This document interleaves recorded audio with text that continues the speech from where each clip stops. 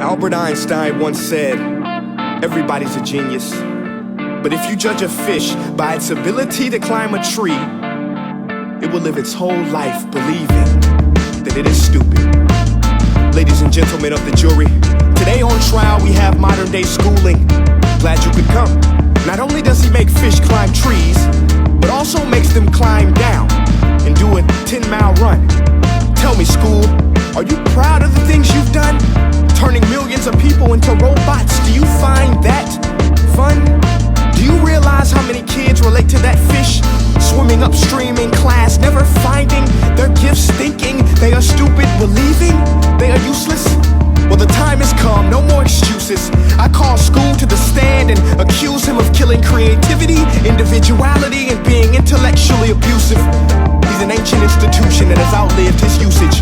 So, Your Honor, this concludes my opening statement, and if I may present the evidence of my case, I will prove it. Proceed. Exhibit A. Here's a modern day phone. Recognize it? Here's a phone from 150 years ago. Big difference, right? Stay with me. Here's a car from today, and here's a car from 150 years ago. Big difference, right? Well, get this. Here's a classroom of today, and here's a class we used 150 years ago. Now ain't that a shame? In literally more than a century, nothing has changed. Yet you claim to prepare students for the future?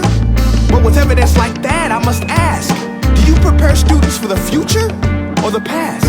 I did a background check on you and let the record show that you were made to train people to work in factories, which explains why you put students in straight rows, nice and neat. Tell them sit still, raise your hand if you want to speak, give them a short break to eat, and for 8 hours a day, tell them what to think. Oh, and make them compete to get an A.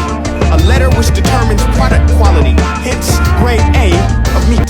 I get it. Back then times were different. We all have a past. I myself am no Gandhi. But today we don't need to make robot zombies. The world has progressed, and now we need people who think creatively, innovatively, critically, independently, with the ability to connect. See, every scientist will tell you that no two brains are the same, and every parent with 2 or more children will confirm that claim. So please explain why you treat students like cookie cutter frames or snapback hats, giving them this one-size-fits-all crap. Watch your legs. Sorry, Your Honor, but if a doctor prescribed the exact same medicine to all of his patients, the results would be tragic. So many people would get sick, yet when it comes to school, this is exactly what happens. This educational malpractice, where one teacher stands in front of 20 kids, each one having different strengths, different needs, different gifts, different dreams, and you teach the same thing the same way? That's horrific. Ladies and gentlemen, the defendant should not be acquitted. This may be one of the worst criminal offenses ever to be committed. And let's mention the way you treat your employees. Objection overruled. I want to hear this. It's a shame. I mean, teachers have the most important job on the planet, yet they're underpaid. No wonder so many students are short-changed. Let's be honest. Teachers should earn just as much as doctors, because a doctor can do heart surgery and save the life of a kid, but a great teacher can reach the heart of that kid and allow him to truly live. See, teachers are heroes that often get blamed, but they're not the problem. They work in a system without many options or rights. Curriculums are created by policymakers, most of which have never taught a day in their life. Just obsessed with standardized tests. They think bubbling in a multiple choice question will determine success. That's outlandish. In fact, these tests are too cruel to be used and should be abandoned. But don't take my word for it. Take Frederick J. Kelly, the man who invented standardized testing, who said, and I quote, "These tests are too cruel to be used and should be abandoned." Ladies and gentlemen of the jury, if we continue down this road, the results will be lethal. I don't have much faith in schools, but I do have faith in people. And if we can customize healthcare, cars, and Facebook pages, then it is our duty to do the same for education, to upgrade and change and do away with school spirit, cause that's useless unless we're working to bring the spirit out of each and every student. That should be our task.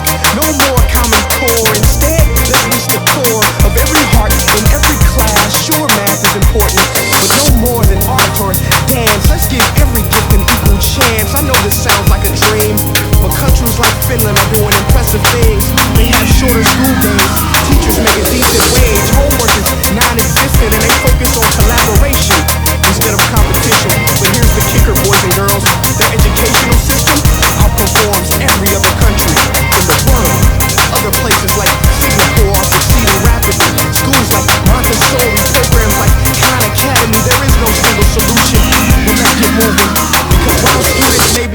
1% of our population, they are 100% of our future. So let's attend to their dreams, and there's no telling what we can achieve. This is a world in which I believe, a world where fish are no longer forced to climb trees.